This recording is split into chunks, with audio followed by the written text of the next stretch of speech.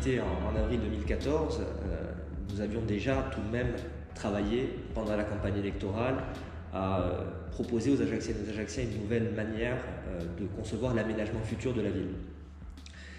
Que constations-nous? On constatait d'abord une absence de vision globale de la situation, avec des quartiers qui se construisaient les uns face aux autres, avec une absence de lien entre ces différents quartiers, et avec une vision parfois un peu en manque d'ambition, notamment pour ce qui concerne le centre-ville, le cœur de ville, qui commençait à cette époque déjà depuis plusieurs années à subir les méfaits de ce que tous les centres-villes de villes moyennes subissent depuis plusieurs années, avec une désertification d'un certain nombre de commerces, avec une baisse d'attractivité. Donc ce que nous avons voulu faire, c'est d'abord d'avoir cette vision globale. Cette vision globale à travers un projet que nous avons nous-mêmes initié dès l'année 2014, qui consistait d'abord à se doter d'un outil. Puisque certes la ville et la communauté d'agglomération du Pays ajaccien ont des outils d'aménagement. Ils ont des ingénieurs, ils ont un certain nombre de choses qui leur permettent d'avoir des projections. Mais nous considérions qu'il fallait passer par une autre forme d'outil.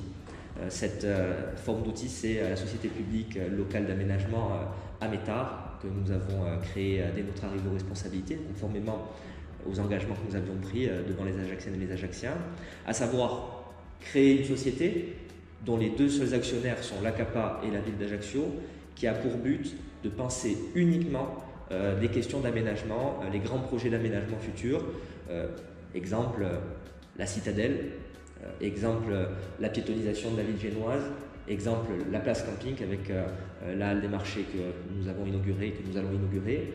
Donc il y a une certaine cohérence à se doter de ce type d'outils parce qu'ils offrent une souplesse et parce qu'ils permettent d'avoir quelque chose de dédié à cet aménagement.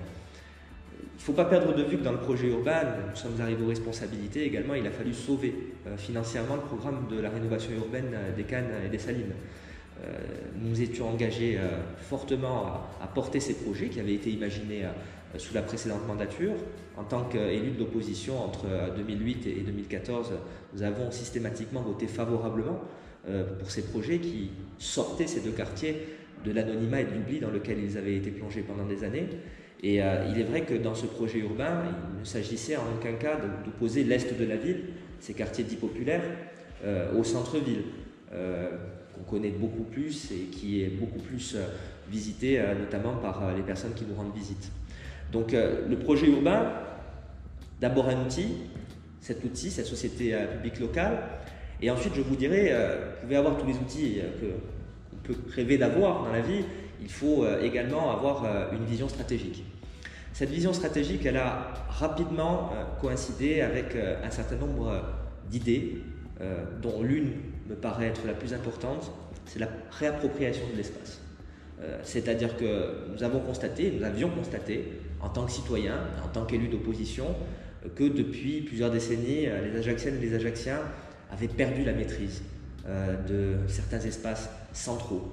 Certains ne les avaient jamais eus, je parle naturellement de la citadelle, mais lorsque nous sommes arrivés en 2014, je vous rappelle que, il y avait des travaux sur la place camping qui l'a coupé complètement du reste de la ville, et il y avait aussi un certain nombre d'espaces qui, du fait de leur mauvaise organisation, de leur mauvais aménagement, échappaient aux Ajacciennes et aux Ajacciens, aux citoyens, à l'humain. Nous avons décidé d'avoir une politique forte en matière de réappropriation de l'espace. Cette réappropriation, évidemment, son point culminant, c'est l'acquisition de la citadelle le 4 juillet dernier. Alors, d'aucuns diront qu'il était temps. Je suis parmi eux, mais je fais tout de même remarquer que si nous n'avions pas été dans cette volonté forte de mener ce combat, parce qu'il s'agissait véritablement d'un combat, eh bien les Ajacciennes et les Ajacciens ne seraient pas aujourd'hui propriétaires de cet espace. Et cet espace, dans le projet urbain, il est central. C'est une clé pour l'avenir d'Ajaccio. Pourquoi? Parce qu'à travers cet espace, vous avez d'abord une réappropriation de notre patrimoine le plus ancien. La première pierre de la ville d'Ajaccio a été posée en 1492 dans cet endroit. Et au-delà du symbole, cet endroit est une clé pour l'aménagement futur de notre ville. Un aménagement où les choses ne seront pas toutes possibles. La difficulté de la citadelle, c'est que c'est un endroit dont nous avons défini une ambition forte, notamment en matière patrimoniale. J'entends parfois certaines personnes critiquer, c'est normal, sans pour autant savoir comment les choses se sont passées. Aujourd'hui, cet espace il est pratiquement entièrement classé. C'est le conseil municipal de la ville d'Ajaccio, sous notre direction, qui a décidé de passer des délibérations visant à véritablement protéger ce lieu. Parce que cet endroit qui appartient aux Ajacciennes et aux Ajacciens, il ne faut pas qu'il définisse demain son aménagement futur en catimini, caché par petite coterie de personnes qui seraient plus intelligentes ou mieux formées que les autres. Non, c'est un projet qui doit véritablement faire part à une grande participation citoyenne. Et dans notre projet urbain, d'ailleurs, la participation des citoyens de la ville d'Ajaccio est particulièrement importante. Parce qu'il y a l'outil, il y a les projets, mais il y a une méthodologie également qu'il faut mettre en œuvre, à savoir celle de faire partager à nos concitoyens ces options, ces visions d'aménagement pour qu'ils apportent leur contribution et surtout pour qu'ils n'ignorent pas ce que le pouvoir public veut mettre en œuvre. Il y a d'autres réalisations qui sont dans le cadre de ce projet urbain. Ce projet urbain, il est véritablement centré sur la réappropriation du patrimoine existant également, celui qui n'avait pas échappé, je dirais, aux Ajacciennes et aux Ajacciens, mais qui, de par un défaut d'entretien, n'avait pas véritablement pu être exploité au mieux. Je prends l'exemple de l'église Saint-Roch. Prochainement, elle sera totalement rénovée, mise en lumière. Elle fait partie de ce patrimoine qui appartient à la commune d'Ajaccio et qui avait un petit peu périclité, était devenu même dangereux. Nous avons investi plusieurs millions d'euros pour pouvoir la réhabiliter, la mettre en valeur. Et en cette période de fin d'année, elle sera remise en lumière et, je dirais, restituée pour le mieux aux Ajacciennes et aux Ajacciens. Le projet urbain, c'est également véritablement s'appuyer sur l'ensemble de nos outils patrimoniaux. Le Palais Fèche, qui est un fleuron, qui est une chance pour la ville. La bibliothèque patrimoniale, là encore, nous avons, avec notamment la Française des Jeux, réussi à aller capter 500 000 € de financement pour sa restauration complète. Nous avons fait en sorte que dans ce projet urbain, où, comme je vous le dis, la culture et le patrimoine sont particulièrement présents, fait en sorte qu'on récupère des œuvres que personne n'avait jamais vues parce qu'elles dormaient, et parfois dans un mauvais état, derrière ce que l'on pouvait voir de cette bibliothèque patrimoniale qui est un joyau. Naturellement, dans ce patrimoine, il y a également la propriété de l'État que constitue la chapelle impériale, mais également la maison Bonaparte, qui aujourd'hui est le bâtiment culturel et patrimonial le plus visité de Corse. Donc dans ce projet urbain, vous l'avez bien compris, il y a une volonté de miser sur le patrimoine architectural et historique, pour en faire véritablement un produit d'attractivité fort. Un produit d'attractivité fort qui doit également se marier avec les initiatives privées. Dans notre projet urbain, le travail de redynamisation du centre-ville, notamment par le commerce et l'artisanat, est au cœur de l'enjeu. Depuis 2016, nous avons 87 unités commerciales supplémentaires sur la ville d'Ajaccio. Il ne faut pas entendre les gens qui ruent dans les brancards et expliquent que tout ferme. Il y a un problème. La saisonnalité d'un certain nombre de commerces en est un. Aujourd'hui, certains rideaux sont fermés parce qu'ils n'ouvrent qu'à partir du mois de mars ou du mois d'avril. Mais la réalité concrète des chiffres démontrés et démontrables, c'est qu'il y a plus de commerces depuis 3 ans qu'il y en avait donc lorsque nous sommes arrivés notamment aussi aux responsabilités. Pourquoi ? Parce que à travers une politique de réappropriation de l'aménagement de l'espace, à travers une politique culturelle et patrimoniale forte, à travers une politique événementielle qu'il ne faut pas déconnecter non plus du projet urbain, nous avons été en capacité de pouvoir réattirer des personnes qui investissent sur des unités commerciales et qui, de ce fait, redonnent un second souffle à la ville. L'une des clés pour l'avenir du centre-ville d'Ajaccio, pour son dynamisme, ce sera également d'avoir une véritable réflexion forte sur l'habitat. Aujourd'hui, nous le voyons, vous avez des habitations qui ne sont pas occupées ou ne sont occupées que de manière saisonnière dans le centre-ville ajaccien. Sans habitants, pas d'activité. Sans habitants, pas de commerce qui fonctionne. On ne peut pas que s'appuyer sur l'activité touristique, voire dynamiser un centre-ville. Donc dans le projet urbain que nous définissons, il y a un volet habitat qui est particulièrement important. Cela m'appelle à expliquer également qu'on ne peut rien faire seul et que la ville s'est distinguée en étant d'abord précurseur, puisque je vous parlais du projet Cœur de Ville que nous avions défini en 2014, puisque finalement le gouvernement lui-même a décidé d'appeler un projet Action Cœur de Ville à son tour à partir de 2017-2018, et la ville d'Ajaccio fait partie des 15 premières villes sélectionnées par le gouvernement pour être incluses dans ce programme qui vise à redynamiser les centres-villes par le commerce et l'artisanat, par l'habitat, mais également par des aménagements publics. Donc il y a une réflexion globale autour de cela, autour du fait de pouvoir réattirer également des habitants qui, de ce fait, participeront à l'animation de ce cœur de ville, à son animation culturelle, mais également à son animation commerciale et artisanale. Ce projet, c'est un projet donc qui est global, c'est un projet qui aujourd'hui sera développé. Les élections arrivent, chacune et chacun des candidats auront à cœur, je l'espère, d'être dans une vision pour l'Ajaccio de demain. Nous avons une vision sur l'Ajaccio 2030. Nous avons fait une première partie avec un premier mandat de 6 ans, court, certes, mais néanmoins riche en travaux. Et je sais qu'un certain nombre de nos concitoyens ont eu parfois du mal.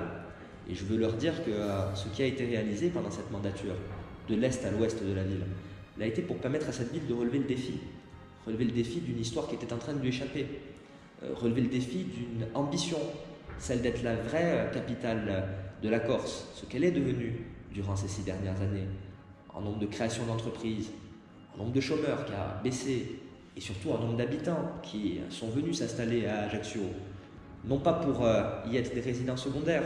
La ville d'Ajaccio ne compte que 12% de résidences secondaires. Aujourd'hui, les taux sont parmi les plus bas de Corse, mais pour être pleinement acteur de la vie et de la ville au quotidien. Cela, aujourd'hui, doit être également expliqué par les profondes mutations que nous avons initiées, que nous avons accompagnées et que nous continuerons d'accompagner parce qu'il est nécessaire de le faire. Je vais également parler de la place camping. Beaucoup de choses sont dites.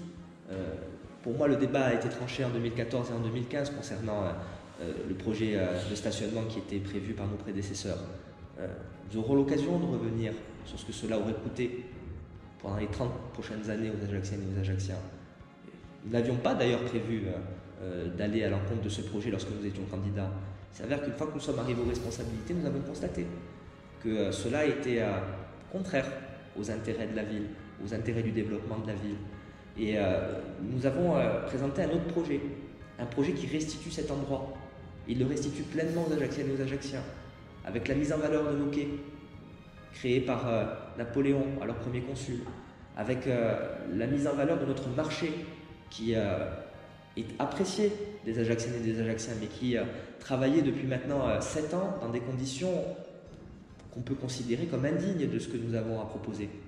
Avec une halle de producteurs, de professionnels du secteur, qui va venir encore plus redynamiser un secteur commercial et artisanal en plein centre-ville, avec ce monument aux morts qui représente notre histoire, nos valeurs, avec de l'eau, avec des arbres, avec de la vie. C'est un projet dont j'assume pleinement la paternité. Et je vais même dire, c'est un projet que j'assume avec fierté. Fierté parce qu'il replace Ajaccio dans une dynamique de conception de la ville qui est fidèle à ses valeurs, qui est fidèle à son histoire. On n'a pas oublié l'Ajaccio du 19e siècle, qui était fréquenté par des Anglais, par des étrangers, qui était une station d'hiver et qui attirait les gens. On a voulu au contraire renouer avec cet état d'esprit qui fait d'Ajaccio une ville où il fait bon vivre, une ville qui n'est pas livrée uniquement à la voiture, une ville où les hommes et les femmes peuvent aller et venir pour justement y trouver quelque chose, soit culturel, soit commercial, soit artisanal. Ce projet urbain, c'est ce qu'il propose. C'est ce qu'il définit déjà aujourd'hui dans les objectifs. Il y a un certain nombre de réalisations qui ont été portées. Il y en aura d'autres. Il y en aura d'autres parce que, évidemment, ce projet il a vocation à ne pas s'arrêter avec cette mandature. Il faudra donc aménager cette citadelle, certes. Il faudra réaménager également demain le terrain de l'hôpital qui déménagera dans quelques mois. Et cela encore, il faudra le faire en totale transparence, avec une ambition écologique, environnementale, mais également en matière de stationnement. Parce qu'il faudra naturellement présenter aux Ajacciennes et aux Ajacciens des projets de parc de stationnement. Mais au moment où je dois parler de ce bilan, puisque c'est de ça dont il s'agit, je voudrais dire que ce projet urbain, c'est un projet qui vise à renouer avec le succès. Je ne suis jamais assez ambitieux pour ma vie. Il faut l'être toujours plus. C'est ce que j'ai toujours pensé. Et avec les outils dont nous nous sommes dotés, avec les visions que nous avons aujourd'hui, nous pouvons dire aux Ajacciennes et aux Ajacciens que nous savons où nous allons. Et c'est ça l'essentiel. Nous ne sommes pas dans une politique où nous nous occupons d'un quartier et en oubliant un autre. Le projet urbain de la ville d'Ajaccio, c'est un projet de globalité, c'est un projet de modernité, c'est également un projet qui vise à véritablement relever les défis du XXIe siècle parce qu'Ajaccio avait du retard et parce qu'Ajaccio aujourd'hui est en train de le combler.